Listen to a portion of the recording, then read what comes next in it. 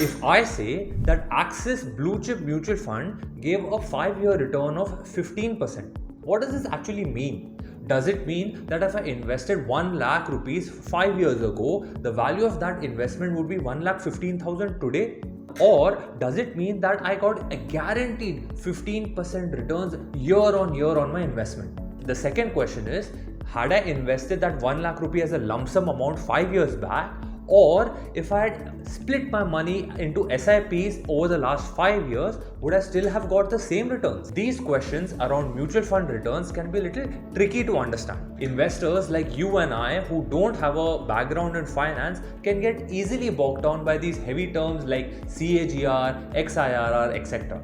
In today's video, we'll learn what are the different ways to look at mutual fund returns, and more importantly, what metric should be used when. Hey guys, welcome to the channel. My name is Jay. On this channel, we talk about personal finance and interesting ways to think about money. If this is a topic which resonates with you, consider subscribing to my channel. Okay, let's take a simple example. Let's say I invest 1000 rupees in a mutual fund on 1st Jan 2018. By 1st Jan 2019, the value of this 1000 rupees increases to 1400 rupees. By the next year of 1st Jan 2020, the value of my investment now falls down to 1100 rupees. Then, what is the return of my investment which has grown from 1000 rupees to 1100 rupees in the last 2 years? If your answer is 10%, that is not correct and you absolutely need to see this video in entirety. Well, to be honest, many of us will have the answer as 10% because the final value is 1100, the initial value is 1000 rupees. So final value minus initial value divided by initial value, the return which you get is 10%. This return is called as absolute returns. Well, the answer of 10% is not wrong, but the problem with absolute return is it does not account for time. Well, we don't know how much time did it take for this investment to grow by 10%. We could have taken 1 year, 2 years, probably even 10 years. So just by looking at absolute returns, how can we evaluate whether this is a good form of investment or not? If a particular investment advisor comes to me and says, Jay, I will double your money, it will be stupidity on my part to not ask him that you will double my money in how much time. Some investment can take 30 years to double, some investments can even double in probably 5 to 8 years. The question to be asked is not how quickly this investment can double my money. The real question to ask is, what is the annualized return this investment is giving me? Now here comes in the concept of CAGR.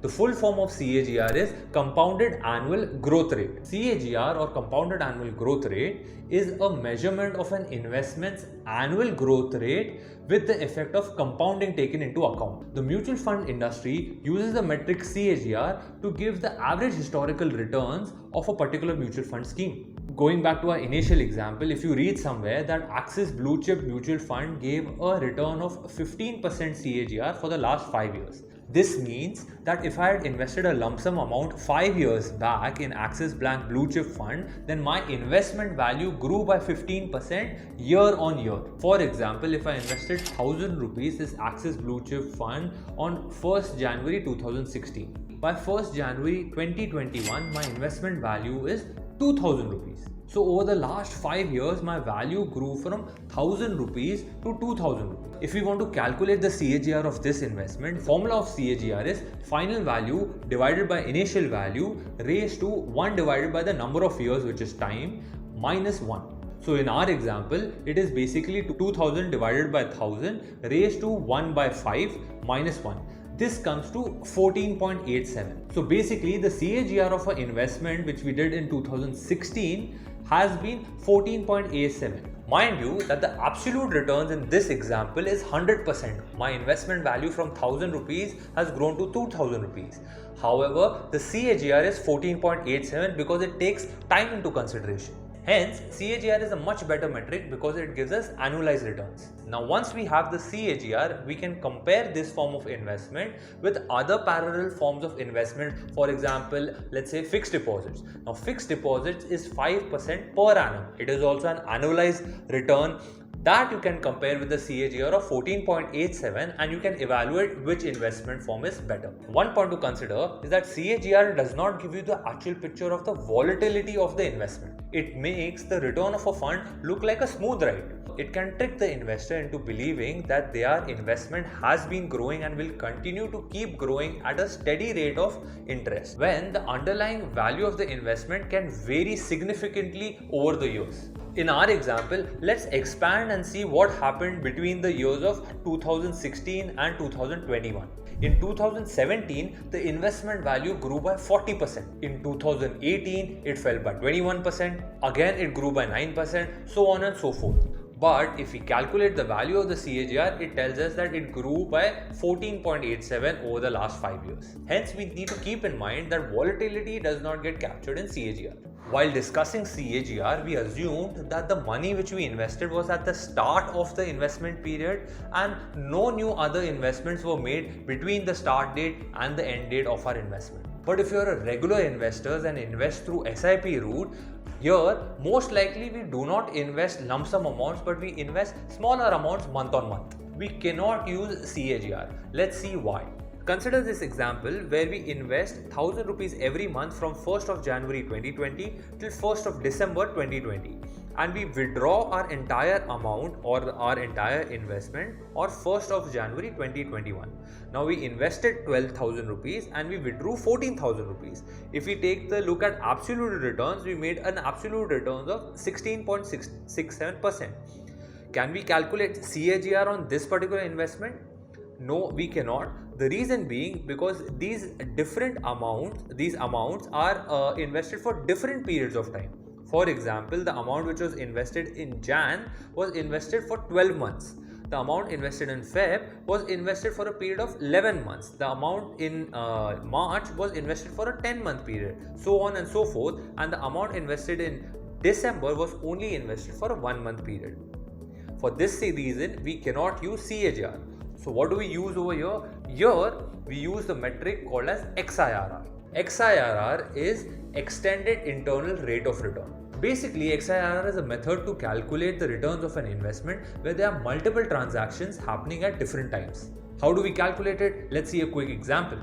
What we do is we list down the dates when these investments were made and we list down our investments also which we made. Notice that whenever there's a cash outflow, we write it as negative, and whenever there's a cash inflow, we write it as positive. An easy way to remember this is that whenever money is going out from our pockets, we write it as negative, and whenever money is coming inside our pocket, we write it as positive. Now to calculate XIRR, we just use the simple formula of XIRR. We select the cash flow amounts which is there for the period, comma, and then we select the date amounts and then close the comma, and then we basically select the percentage sign over here. So the XIRR of our investment is 31.96%. It is important that the dates are in the right format, otherwise Excel or Google Sheet doesn't recognize it as a date and throws an error in the formula.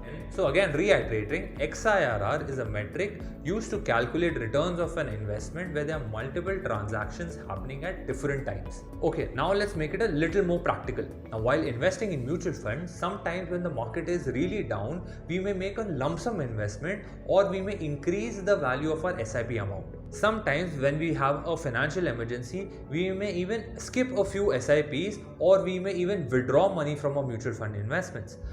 How do we calculate the returns in such type of irregularities? Again, we use the same formula of XIRR. Let's see this with a quick example. Now, if you notice, there are certain months where I have not made any investment. There are certain months where I have even withdrawn money. The ones which are highlighted in yellow, here are the months where I've withdrawn money. On this where I've highlighted in green, this is a month where I've made the investment mid-month. Let's say I got a bonus and I made a higher amount over here. What's the way to calculate the XIRR for this type of an investment? Is the same. We basically just choose the formula of XIRR. We choose the cash flow values and we choose the dates. Mind you, the dates has to be in the right format, and boom, that's what our XIRR for this investment is. So as you can see in the above examples, CAGR is a metric which we can use to evaluate which mutual fund scheme is best by looking at the 1 year, 3 year, 5 year and 10 year annualized returns of a particular mutual fund scheme. On the flip side, XIRR is a beautiful metric that helps us evaluate our investments where we may have done the investments in multiple transactions and they may be irregular. Hopefully you learned something new today. If that's the case, smash the like button. It helps YouTube recommend this particular video to relevant people like you. If you like this video, I'm sure you will like this video. You should definitely check it out. Till then, take real good care of yourself until we meet the next time.